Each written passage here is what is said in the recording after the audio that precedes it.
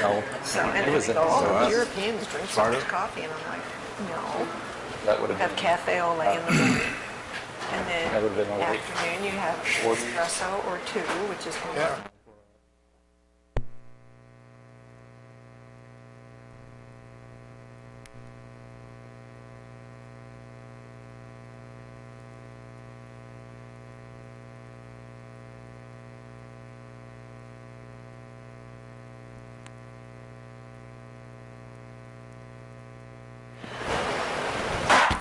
This meeting of the City of Eureka Springs City Council will come to order.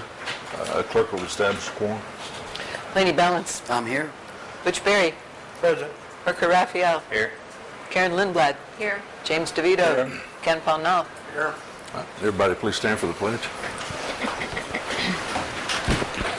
I pledge allegiance to the flag of the United States of America and to the republic for which it stands, one nation under God, indivisible, with liberty and justice for all. Thank you. Next will be approval of the agenda. Move to approve. Before we get started, I'll let you folks know that Mr. Clark went in for some surgery today, and he come out of it just fine. He'll be out for a week at least. Mr. Weaver also went through another procedure also, so neither one of them will be here today. So if something on the agenda you think is relative to their being here, then we probably need to act on it now. Okay, so motion to discuss in second. The floor is open. Who is the second? Second. Mr. Bear. We have some people here from State Game and Fish. One of the gentlemen is from Monticello, Arkansas, about a 5-hour drive, and he's planning on going back tonight, and I'd like to see if we'd move item 6 under new business up to, and I know we have a lot of people up front too for this same item, the deer hunt schedule and regulations. So if we can move that up to under first on the agenda. Second. Okay. Made and seconded. Any further discussion? All right. Made and seconded, so we just move it up. Let's just put them under.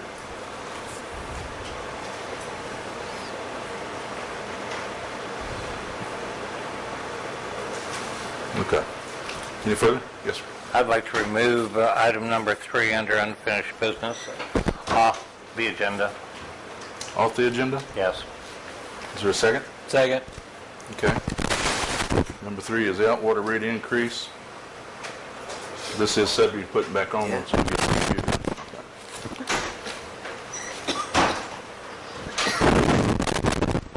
Any further? Mr. Barry? Items 4 and 5, or 5 and 6, I should say. I think we had a note from our chairman of the Planning Commission that those two need to be deferred because Mr. Weaver won't be here. 5, 6, and 7? No, just 5 and 6, Okay. building permits and weekly dwelling units. Your second?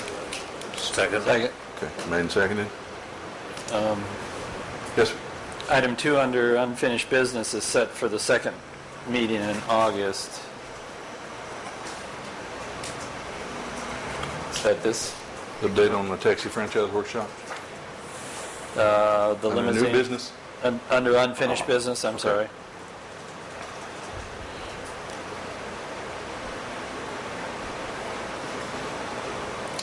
Yes, postpone second till the second meeting in August. Right. Okay.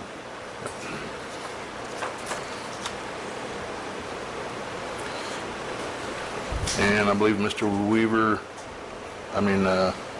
Lonnie had one, number 9 under new business, financial procedures. You may want to address that one.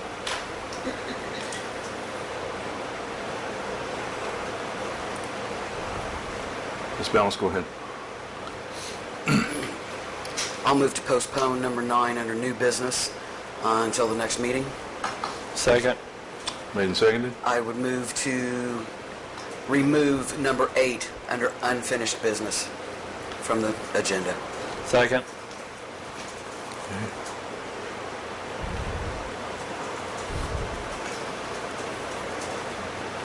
Any further? Mr. Pownell?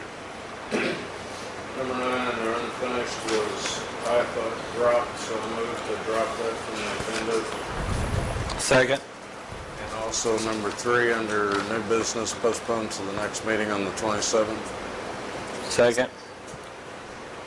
I didn't catch that, please. Number 3 where? New New business. business. Okay. Anybody else? Mr. Berry? Under item 8, under new business, discussion cemetery standards. I tried to get that dropped at our last meeting, and I'd like to get that dropped at this point. Second. Okay. 8, under new business. Just so we'll know where all of these are at for my, I'm getting everybody's. Deer hunts moved up to first under unfinished business. Number 1, the original number 1 non-conforming off-premises sign was postponed. Number 2 was postponed, the limo ordinance to the second meeting in August. Number 3 was off the agenda. Number 4 is on, number 5 is postponed, 6 postponed, 7 is on, number 8 removed, number 9 dropped, number 10 is still on.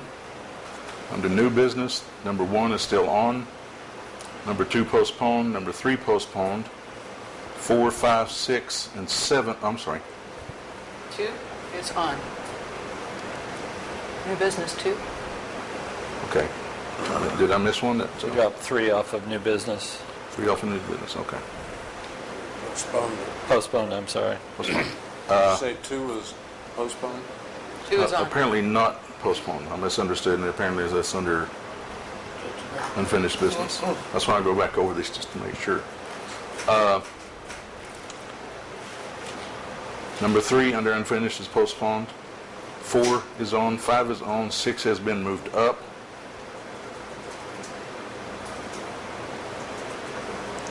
7 is on, 8 is off, 9 is postponed, 10 and 11 are on. Is that correct? Yeah. Everybody in agreement? Okay. All right. First on the agenda is approval of the agenda. I move to approve the agenda as amended. Second. All in favor say aye. Aye. Any opposed? Motion carried.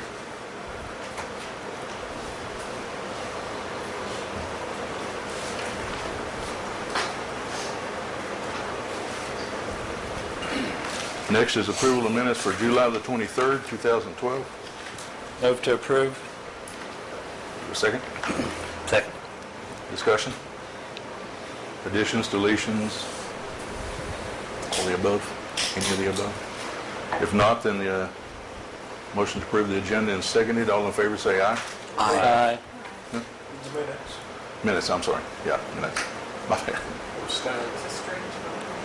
Okay. You better do it per person. Okay. Well, I heard some abstains. Yeah.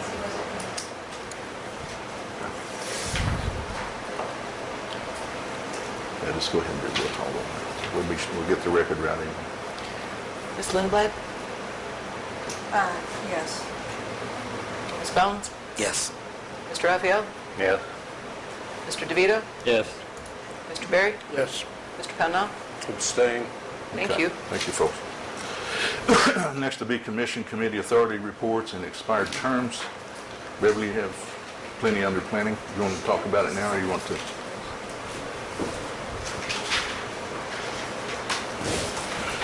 Tomorrow, the Planning Commission will be holding a public hearing for a CUP at 7 Armstrong. The Planning Commission is working on the weekly rental properties that goes along with number 6 that Mr. Weaver is working on the ordinance, and currently there are 10 of those.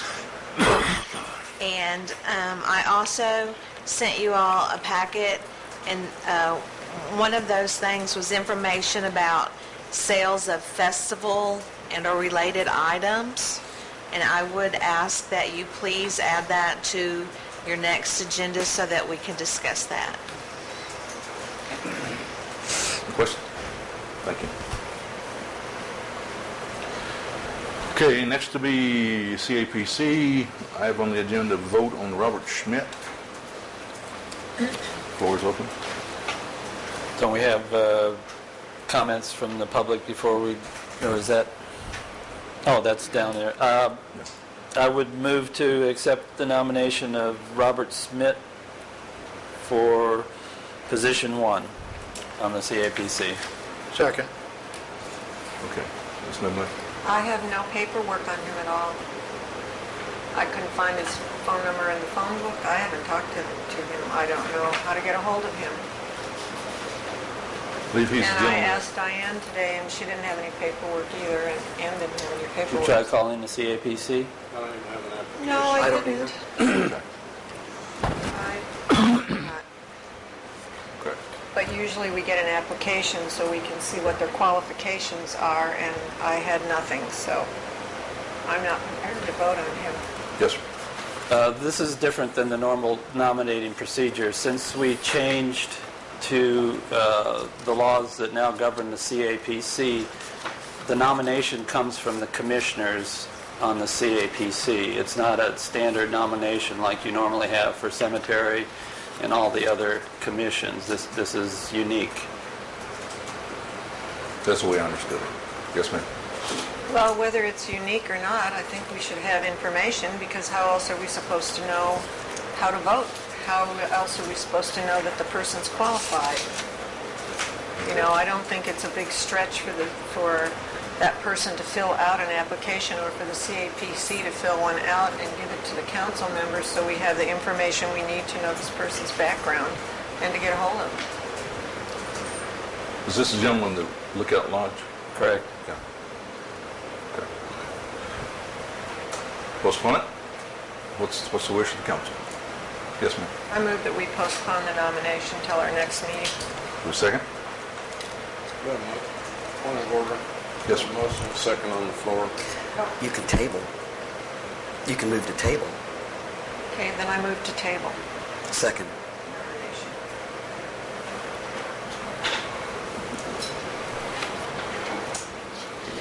So I guess that takes a vote, doesn't it? Okay. We do this on a voice vote since it's not an ordinance. All in favor, say aye. Aye. Put any against? Apparently not. We're both voted aye. Yeah, they're postponed. Next to be Hospital Commission, vote on Dr. Pritchard, Dr. Jack Pritchard. He was nominated last time. Yes, ma'am. Is there a second? Go ahead and discuss it. Second. Okay, yes, ma'am. I still haven't been able to get a hold of him. I called him twice and left messages, and I haven't heard a thing, so I don't know what the deal is. I did get an answering machine, however, this time. So I still haven't talked to him. Okay. Wish the council. Well, we postponed this once already. Yes. I move to table this issue until next meeting. Second. All in favor, say aye. Aye. Any opposed? Postponed. There was also the issue of the letter last time from the Hospital Commission brought forth about Mary Jean Sell. Has council made any decisions on that one yet?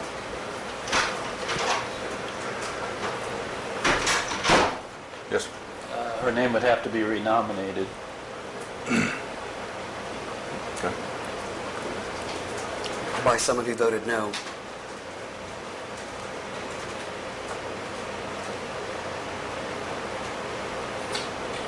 They ask, I'll give them an answer. Mr. Mayor, Yes, sir. I would ask for the attorney's opinion on that. I would think it would be within your authority to nominate that person as many times as you'd like. Okay. Well, when he gets available, we'll ask him. I will postpone it for the time being.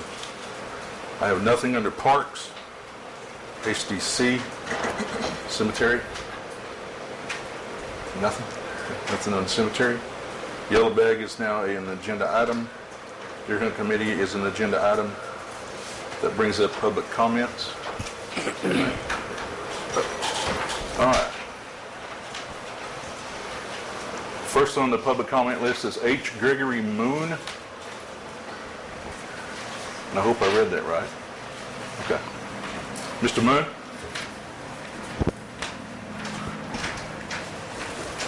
Hey. Sounded official, didn't it? Yes, Go ahead you and did, introduce absolutely. yourself. I just want to say that, Introduce yourself. my name is Gregory Moon, and I just want to say that I'm against this deer hunt and have been from the start. However, the people of Eureka have voted for a deer hunt, but it's supposed to be under Fish and Game. And if it's not under Fish and Game's control, then we should take it back to the people to vote. It's not what you guys decide, it's what the people decide. Thank you very much. Thank you, sir. Steve Beecham.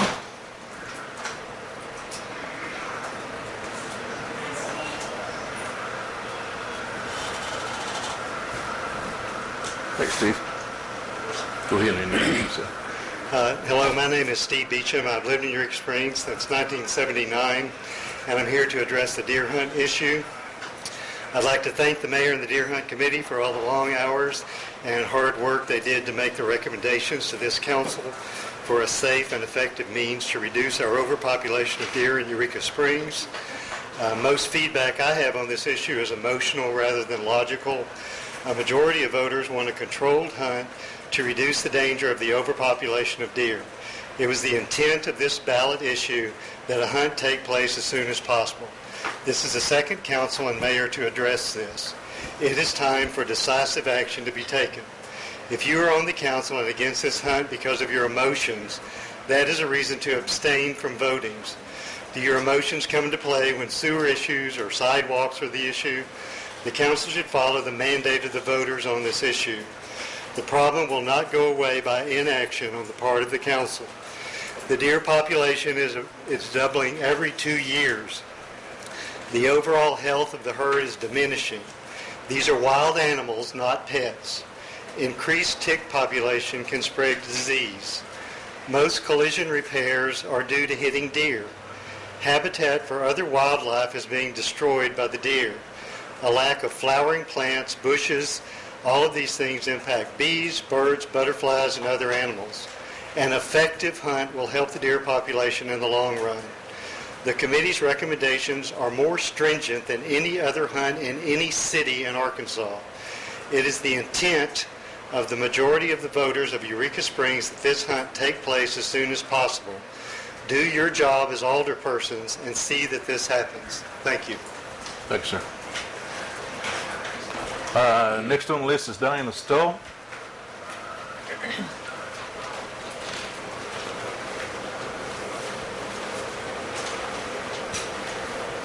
There she comes. She's up there. Here she is. Hi, Diane. Can I just read? Absolutely.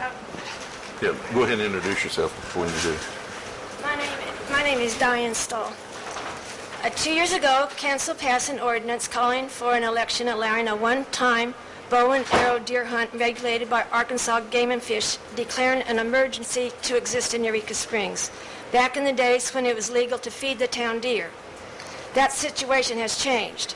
The emergency declared to exist by council was not shared by Game and Fish. Last fall, an officer I spoke with said they wanted nothing to do with our urban hunt. One reason was our herd was too small, and also we didn't possess enough public land. 7 towns are in partnership with Fish and Game and the Arkansas Bowhunters Association for the upcoming urban deer hunt season, but Eureka Springs is not one of them. For those on council insisting this hunt must have happened because that is what the voters voted for, should ask themselves, has this been so hashed out over the last 2 years that it no longer represents what was voted on? Since Fish and Game decided not to include us under their protocol, they suggested using the same approach as a hunt club. The ballot voted on says nothing about a hunt club. It specifically says, according to regulations promulgated and time set by the Arkansas Game and Fish Commission within the areas proscribed by the Arkansas Game and Fish Commission on their constitutional authority. a hunt club is not an equal nor a substitute for fish and game and was never approved by the voters to spearhead the urban hunt. I have yet to hear of a legal description of a one-time hunt. Personally, I thought it meant one day. A friend of mine who voted for the hunt didn't think too much about the phrase, but said he now regrets his vote after seeing the hunt club turn it into mean 100 days. I phoned Alderman Raphael and asked him what a one-time hunt meant, and he assumed it to be the length of deer season. Last Friday, I talked to Cody Gray, who was a deer biologist for Arkansas Fish and Game. He was unaware of the wording of our ballot, and so I read it to him.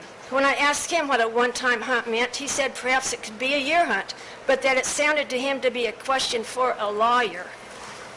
Thanks a lot. Thank you, Don. Next will be Melissa Green.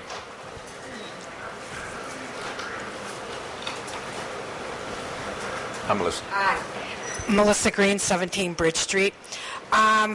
Boy, when I voted to have the deer hunt, it was under the impression that this was going to be one time, probably about a week, by the Fish and Game on city property. Now, none of this has come true. I'm not against a deer hunt. That's not it. What I'm against is this has just kept morphing and morphing and morphing. Last year, it was 1 week during our Christmas festival. Now it's 5 weeks during our prime tourist time. I don't know whose private property people are going to hunt on. I would respectfully ask, because the voters did vote for a deer hunt, that you go back to the drawing table, shorten it, come up with some measures of informing me when there's going to be hunters, because I know my neighbors gave their property. I would like to know when there's going to be a hunter there. The other thing is we've talked about tort immunity. When you put someone with a weapon, and knowingly put someone with a weapon into a residential area, you are past tort immunity. You can be sued because a weapon is a weapon. Thank you. Thank you, ma'am. Mickey Schneider.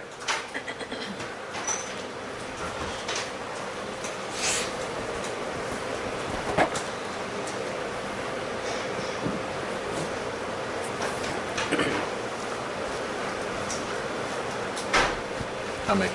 Go ahead and introduce yourself. Hi, Mickey Schneider, Ward 1. I'm going to read the rules that the Hunt Committee has come up with because no one bothered to get any, no one bothered to come to the meeting. Karen finally got a copy of the rules last week. So I'm going to read them for the people. Hunters will need to register at City Hall. Hunters will be registered with the city to legally hunt within the city and to obtain their special doe permit. A list will be provided of private and public property that is available to hunt. Hunters must use archery tackle which complies with the Arkansas Game and Fish rules. City parks, trails, and developed springs are not permitted property. Hunt 50 yards off designated trails or parks. Hunt at least 50 yards from any occupied dwelling without written permission. Possess written permission from the property owner when hunting on private property. Hunt from stands only that are at least 10 feet above the ground. No walking, stalking, or ground blinds. Hunt time is 30 minutes prior to dawn until 30 minutes after dusk. These next four are integral. Bag or cover harvested animals from site before removing. Remove harvested animals during daylight hours if at all possible. Take harvested deer directly to vehicle. If wounded deer crosses property lines, the hunter must get property owner's permission first to enter. Harvested deer must be removed before dressing. First deer taken must be a doe. Does taken within the city limits will not count against the hunter's state bag limit. Display the vehicle permit in full view on the dashboard of their vehicle and carry the approved permit.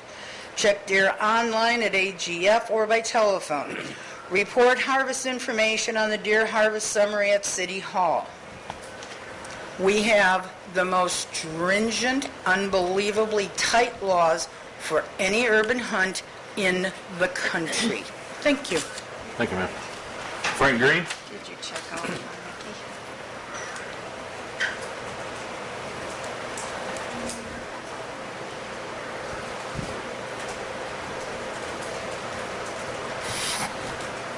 Hey, Frank. Go ahead and introduce yourself. Hello, everybody. I'm Frank Green. I've probably served about 20 years on commissions in this city, and this deer hunt thing has me very concerned. I overheard a conversation the other day from two of the local gentlemen here in town. One of them inviting the other one to his home during the deer hunt to sit on his back deck and drink beer and shoot deer. Now, I know you guys probably have specific people that you've obtained to do this hunt, but there's going to be a lot of other people that's going to join in on this hunt too. And how are we going to control this? The police are never going to be able to keep up with it. We're going to have a bunch of dead deer laying around in the valleys decomposing, and we all know what that smells like. So I think we need to really think about this deer hunt. I mean, if you're going to do it, don't make it last so long. The time period is way too long. And all these little local yokels are going to be out here shooting. So I don't know how everybody's going to keep up, but I just wanted to let you know this, that this is going around. Thanks. Thank you, sir. That's it. That'll end the public comment. Okay. That brings us up to number 1 on unfinished business, which is the...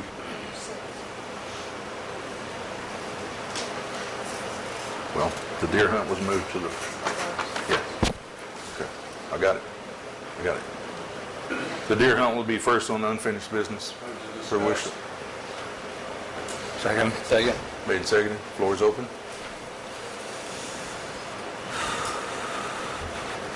Yes. We have two people from the Game and Fish here. Last time at our council meeting, we were talking about we didn't have any experts here, so I think we do have some experts here now. And I'd like for them to, if they could, be in the room. And for any of the members of the council that have questions, maybe we can go ahead and get some of this aired out. I think some of the things, I'm really surprised at one of the comments we just heard about people sitting on the front porch, somebody's back porch, drinking beer and shooting off the back porch. Somehow, that's not, I don't think that's not even legal. And if anybody ever found out about that or saw that, first thing they could do is call the police and have them called, and those two people would be arrested immediately. That's not, I've never heard of that. And I'm also surprised too, Mr. Green lived here long enough to know that we used to have deer hunting in the town, and we never had any accidents in the town. We never had any deer laying in the hollows, bleeding to death and stinking up the whole town. So I think a lot of that is just a lot of fear that's going on. So I know we do have these two people here who are familiar with deer hunting. Thanks, sir. And I'd like for the commission, or the council rather, to open it up for questions to them. Ladies and gentlemen, for the record, we have Corey Gray and, let me make sure I've got the name right, Ralph Meeker, right? Yes, you got it right. Okay, good deal. And I'll let either one of you two gentlemen start. Well, we want to thank you for asking us to come and speak, and we'll try to answer any questions that you may have. But to kind of give you an update, and we've talked to several citizens and board members here in Eureka Springs, we've been coordinating urban deer hunts since 2002 in the state of Arkansas. This year we have 7 that's participating in our urban deer hunt protocol. Some of these towns are small, some of them are large. Russell's our largest one that we have right now. And when you look at a town that has an issue with urban deer, there's basically 2 routes that you can go. Now, there may be a third one, and that third one would be the Arkansas Game and Fish Commission is mandated to manage by zones. Eureka Springs is located in Deer Zone 1.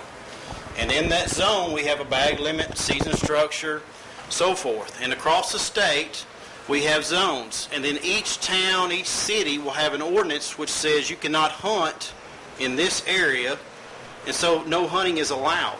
And some towns have just done away with their ordinance and allowed hunting in that area, which is already controlled through our zones.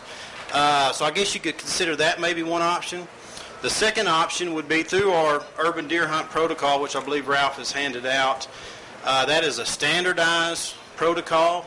This year we have 7 towns participating in it. It's a standard set of dates that you hunt. It's a partnership between the Arkansas Game and Fish Commission, the town, the city, and the Arkansas Bow Hunters Association. The Arkansas Game and Fish Commission, we will operate the permits. We will open it up on our website. We will accept names. We will accept the individuals. We'll do a screening for violators. The Arkansas Bow Hunters Commission, or Association, coordinates the proficiency test, the IBEP course, the International Bow Hunting Education course. They will also do the orientation for us. So they're a huge partner. When you open it up, when you go that route, we're seeing somewhere between 160 to 200 plus hunters from across the state come to each one of these towns to participate. So you have a large scale. Your scope has just increased when you go the urban deer hunt protocol route. You also need to provide spots or hunting locations for these individuals, because you'll have individuals come from South Arkansas that they'll go through the proficiency test, go through all the training, and they want to bow hunt, and they're efficient at bow hunting, and they'd like to hunt, but they need a place to go. So that always has to be taken in consideration. The other route is through what we call our Deer Management Assistance Program, and I see some of y'all have that protocol on your desk.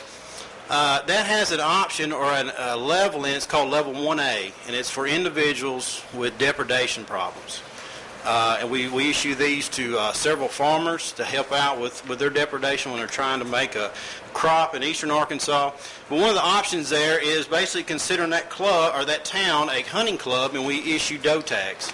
They can still fall within the guidelines of the zone that they're located in, which again, you're located in Zone 1. And what the doe tags does is just allow the hunters to harvest more animals than their bag limit would require or would allow. One thing that the pros to that is you can control the number of hunters that actually participate. And this is the option that was chosen so far. We have a signed DMAP application, and then the city has chosen 15 hunters, I believe. So you just went from 200 hunters in one option to 15. And then also you have the ability to control when these 15 hunters will hunt. As long as you're within the guidelines of Zone 1, which you're located in, which starts September 15th to February 28th.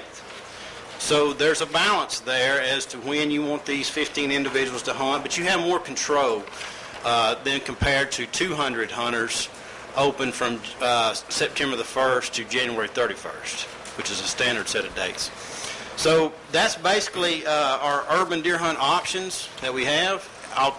Again, Ralph and I will try to answer any question that you may have for us. But again, our role is to provide technical assistance and provide guidance. But the decision will have to come from this body, and then we can move forward with whichever decision is made. Questions? Ms. Malice? Does AGFC prohibit deer hunting within the Eureka Springs city limits? No, we do not. Thank you. The city ordinance would do that.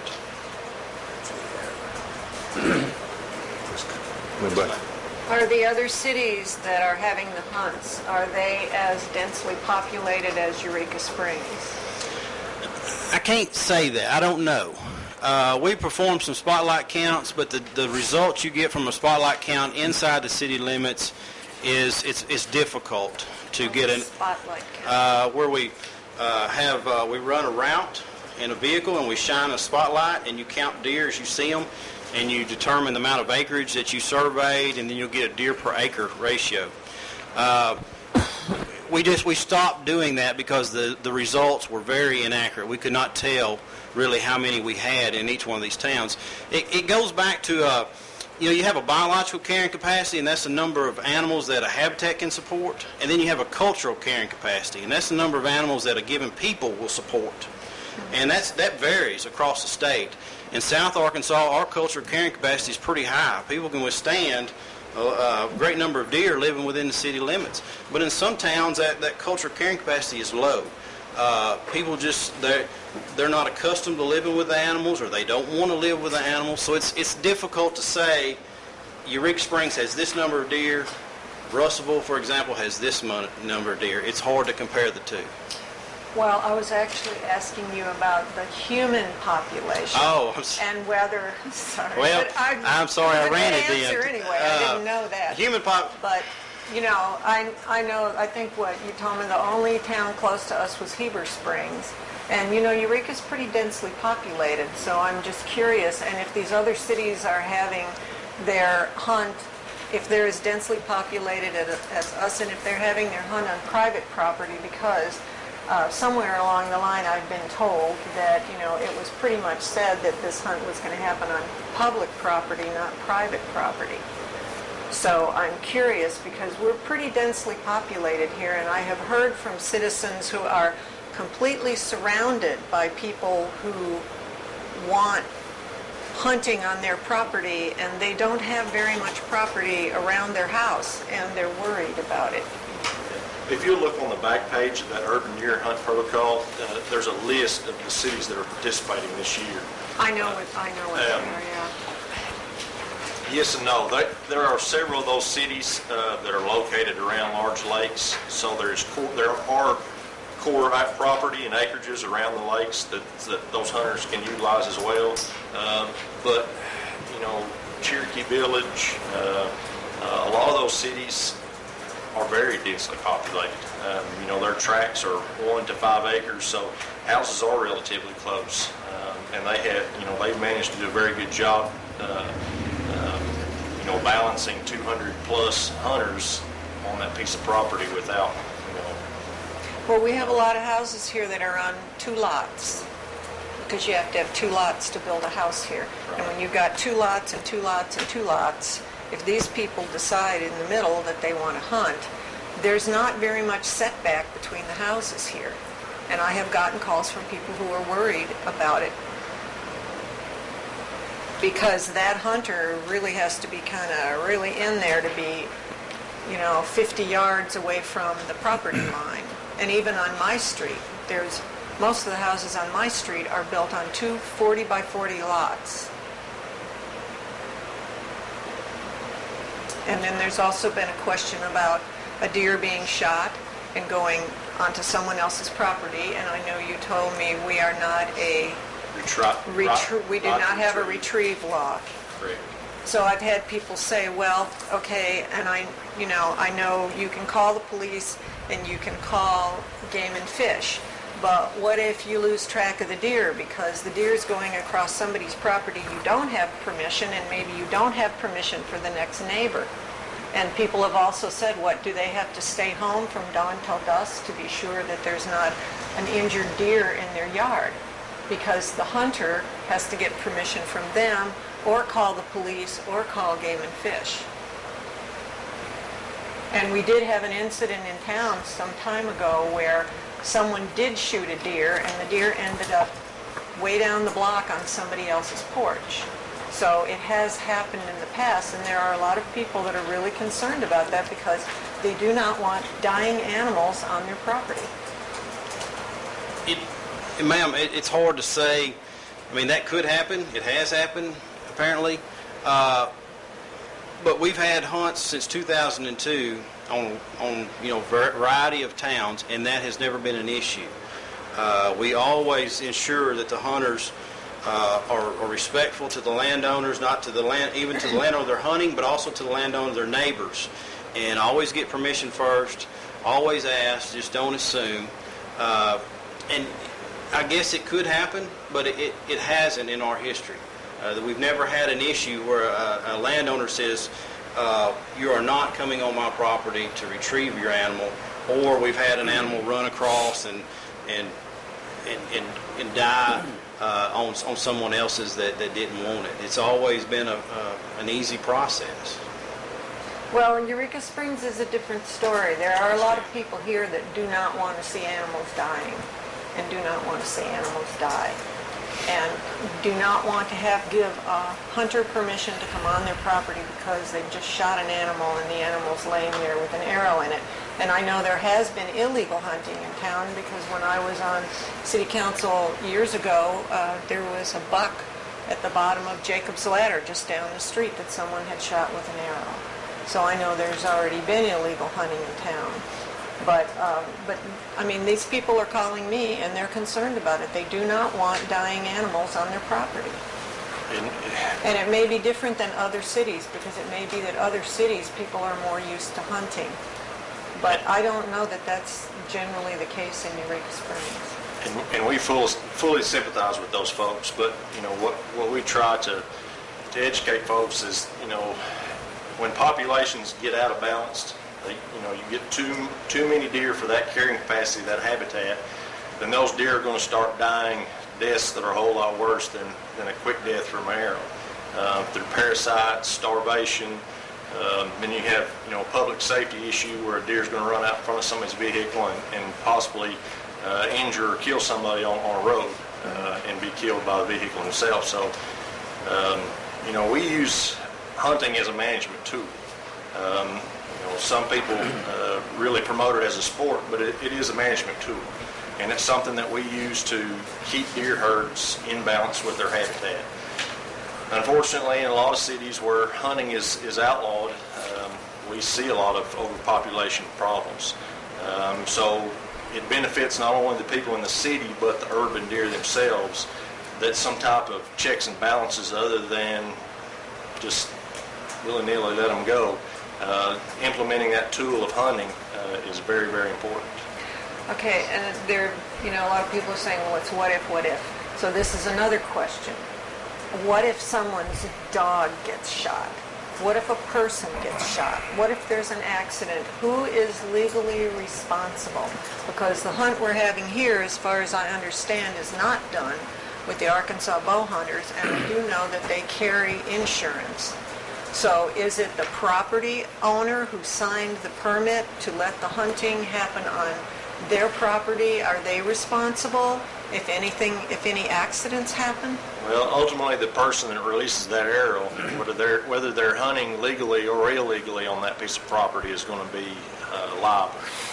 Now, that's not to say that whoever's dog or person that gets shot won't take the landowner to court. But the person that releases that arrow is the person. Legally, by state law, they are responsible. That's right. Now, the liability insurance that the Bow Hunters Association covers will help alleviate some of those things. Now, like Corey said, we have not had any issues to this point. And that's part of the proficiency exam. You're talking about the deer running off.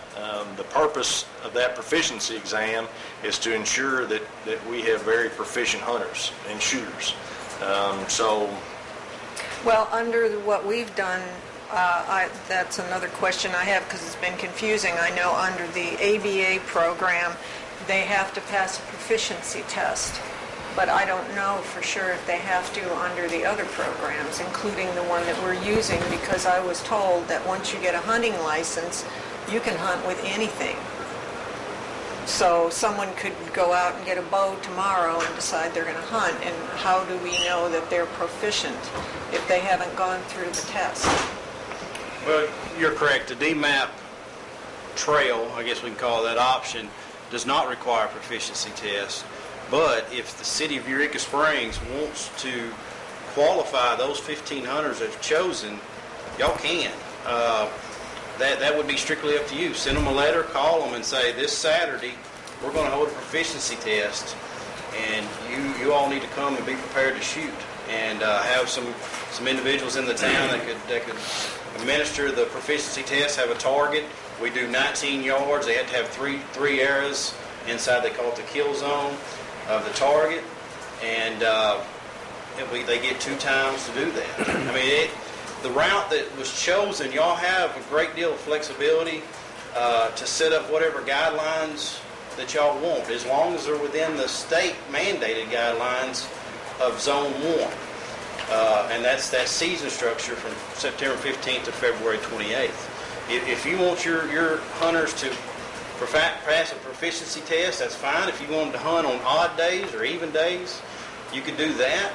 That is strictly the decision of this body. Okay. I just have one more question, and if somebody else does. Do you still allow steel jaw trapping of predator animals in Arkansas? Yes. And how many months of the year is that? That is from, if I'm not mistaken, the 15th of November on up until February. Now, some species like beaver, nutria, muskrat go a little bit longer, But that does include predator animals like bobcats and other animals that could help keep the deer herd down by taking out fawns, right? Yes, ma'am. Okay. We do allow many cities that their ordinances outlaw the discharge of firearms have also outlawed many of these traps. They allow live traps, box or cage traps, but conibear traps and foothold traps, many cities have outlawed those, or the use of those within their city limits. Now, trapping is one of those sports that has evolved quickly in the last several years. There are all different kinds of traps now. Steel footholds, most folks, when they think of foothold traps, they think of the old jawed grizzly bear traps. Those are outlawed. Those have been outlawed several years now. We have offset jaws, padded jaws, jump snares. I mean, there's all different kinds of live traps, that are similar to the foothold traps, the steel traps. So, that's always been a question, why you allow animals that could help keep the herd down, which means you're mainly depending on hunters. And I've lived out in the country, and I've watched hunters, and I've watched them be really drunk in hunting. So, it's been a question for me, and it was one of my worries and one of other people's worries in town, too, is who these hunters are going to be. I think,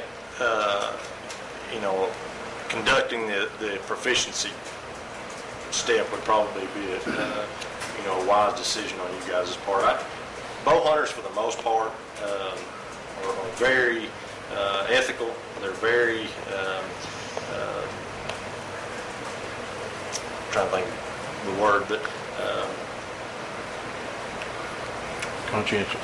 conscientious of rules. It's a lot different.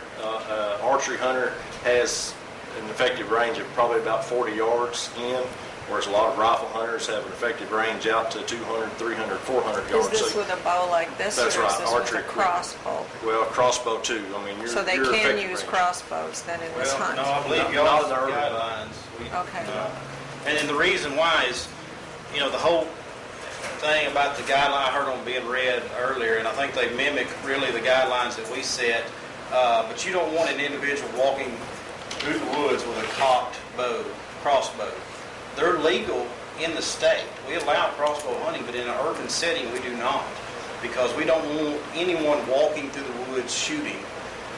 We only want those hunters shooting from an elevated stand.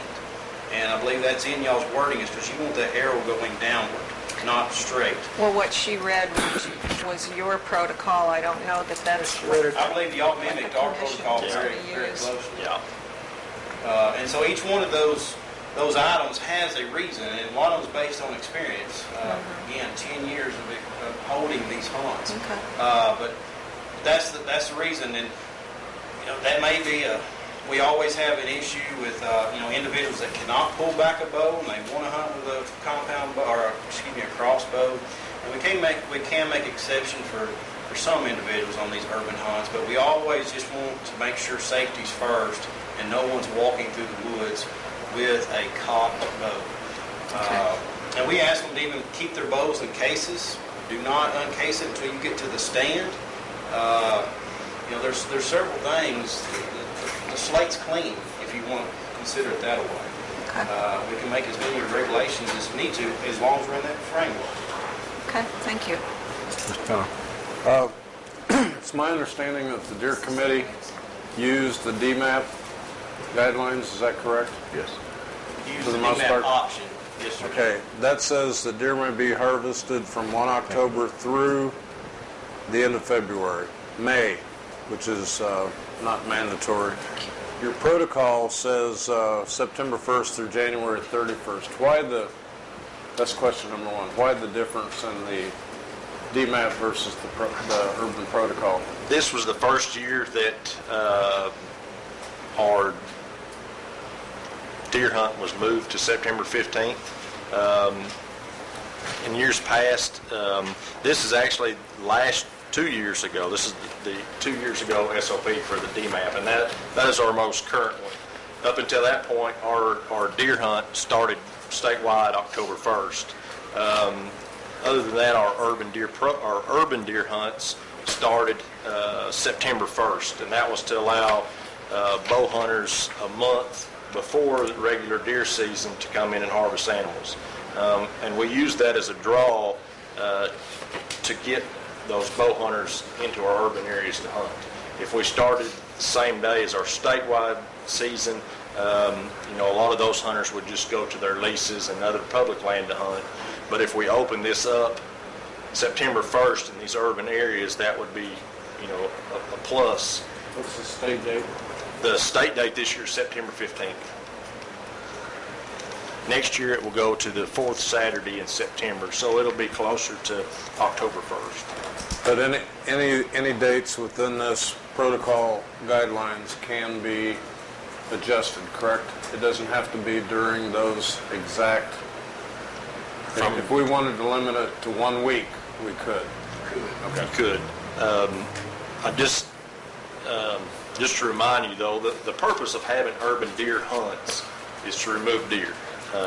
We're not managing for quality or trophy animals. We're managing mouse. We're trying to balance the deer herd with the landscape and our sociological issues, our human issues.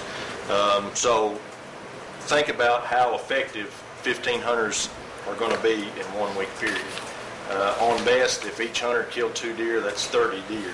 Is that what your goals are for your deer removal? A lot of our other urban areas are removing 150 to 300 deer. Granted, they're allowing 200 hunters to go till the end of January, so they're having a lot more impact. So I would suggest that you think about what your goals are deer removal wise when setting the length of those seasons. One last question. The 2 dates that have been set out in the guidelines from the Deer Committee, 15 September to October 7th, November 10th through February 28th. If you were to choose one of those 2 3.5 week periods, which would be ideal based on hunter availability and deer? Well, from a biological standpoint, that second term will be during the rut, during the breeding season. And you'll see increased movements of deer during that time, and that's when a lot of hunters want to hunt. We always try to schedule our zone hunts around the rut, so I could see that being attractive to a bow hunter, is to hunt the rut. But I also know that many individuals like to hunt that preseason. I don't know if you had a room of 10 bow hunters in here, we could all agree on which is ideal to hunt. But I know when we want to harvest animals, we always try to schedule them around the rut, our biggest harvest. Thank you. If we don't know how many deer we've got here, then how are we supposed to know how many deer we need to remove? Well, we don't know how many deer we have anywhere. And I know that it's hard for me to stomach saying that because here I am, the deer biologist. But I have to be honest with you. I don't know how many squirrels we have in the woods. I don't know how many rabbits. But we take data from what we have, and we can see if they're healthy and productive or not. And that's how we manage. We manage on indices. How many deer Eureka Springs has versus how many they want to remove, it's hard to say. We've tried to look at that in the past, and you can't. Now, I can say Hot Springs Village has been somewhat of a success story in that they've harvested animals, and now they're not seeing the deer, and so they're laying this year out. They're not harvesting animals this year. They feel like they have reduced their population to where they're not having the issues, the depredation problems, and the complaints. And that's really your gauge, is the number of depredation calls coming in, and the number of deer vehicle collisions that's happening. If those numbers decrease, you know that you're headed the right direction. It doesn't matter if you have 300 deer or 100 deer. It all depends on the number of vehicle collisions and the number of complaints. So that's the rule that we need to monitor, or the indices we need to monitor. But isn't Hot Springs Village, that's 30,000 acres, isn't it? It's huge. Yeah. And they've got a lot of our- wooded area they there, do. I know, because I've been there, yeah. So we don't know how many deer we should be taking out of here, and we don't know how many deer we have, because frankly, in my neighborhood, I've never seen less deer, and I've lived in my neighborhood for 38 years now. So, I mean, I don't know. And you know, as Mr. DeVito pointed out, it's kind of an odd year because they're coming into town because people are watering lawns and they have gardens and things because there isn't anything out there for them right now. Well, we're definitely in this drought has affected that. It's changed their movement patterns. They're coming more into the urban settings because of the watered flowers, the watered lawns, things of that nature. And that's just them trying to survive right now during this drought.